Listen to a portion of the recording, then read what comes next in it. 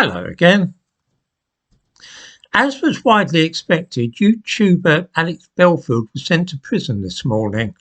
He was sentenced to 5.5 years. This was a good deal harsher than most people expected, and it is at least partly attributable to the fact that Belfield refused to pay for a lawyer, but instead represented himself. Seldom a good idea when you're looking at a prison sentence if found guilty. He didn't put forward any defence either, which was probably a bad move. It will be remembered that he was convicted in early August of 4 counts of stalking relating largely to his YouTube channel.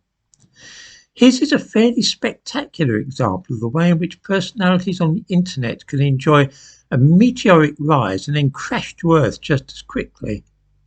Alex Belfield was boasting only this morning of having to pay a VAT bill of £16,000 and of going on trips to the United States soon. In his case, the tragedy was caused by an enormously common and horribly false belief that the rules on the internet are completely different from everyday life and the law doesn't apply in the same way. He's not the first person to come a cropper through this faulty way of thinking. I doubt he will be the last either. I have mentioned before that an awful lot of people on the internet think nothing at all of sending anonymous and abusive messages and behave as though this is the most ordinary thing in the world. This has the effect of normalising threatening and aggressive behaviour.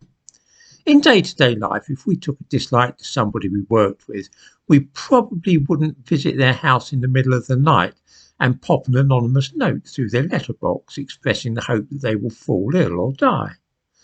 This is very common, though, among people commenting on the internet. They don't sign their real name and suggest that the person to whom they're talking should die or kill themselves or something. Viewers have probably seen 1 or 2 instances of that kind of thing on this channel in the past. So often do we see that behaviour that we become more or less indifferent and say to ourselves, oh, that's just how the internet is. That may well be true, but it is still abnormal behaviour which can sometimes bring people within reach of the law.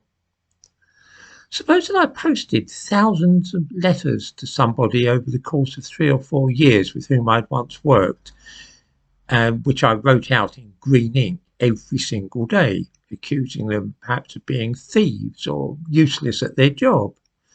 Does anybody think that this might end up with them contacting the police?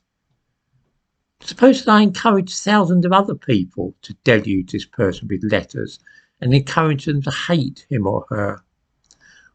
Almost certainly this will lead me into difficulties with the police and wind up with me in court.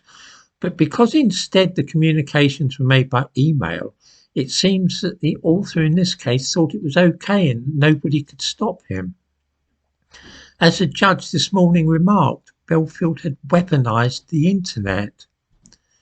This has, of course, proved, well, that we should all take a step back and think what we are doing on the internet.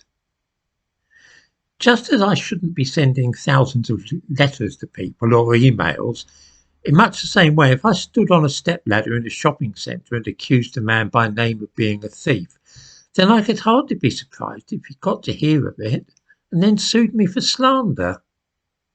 When it's done on the internet, though, via YouTube, the assumption seems somehow to be that different rules apply. They don't. Slandering people, threatening them or harassing them is just as much a matter for the law on the internet as it is in the street.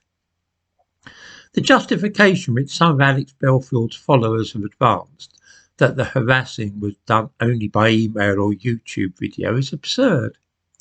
If something is illegal in the street or outside another person's house, it'll be just as much against the law if you sit in your bedroom and do it on your computer. I wonder if this case might bring home this truth to some of the many so-called keyboard warriors who infest the internet in this country.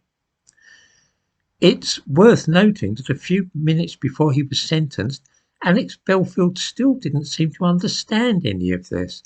He complained of being unfairly targeted, and his supporters are even now trying to portray him as a martyr in the cause of free speech. It's true that this was a hell of a sentence, but carrying on with his broadcasting, even after he'd been found guilty, probably didn't help matters at all.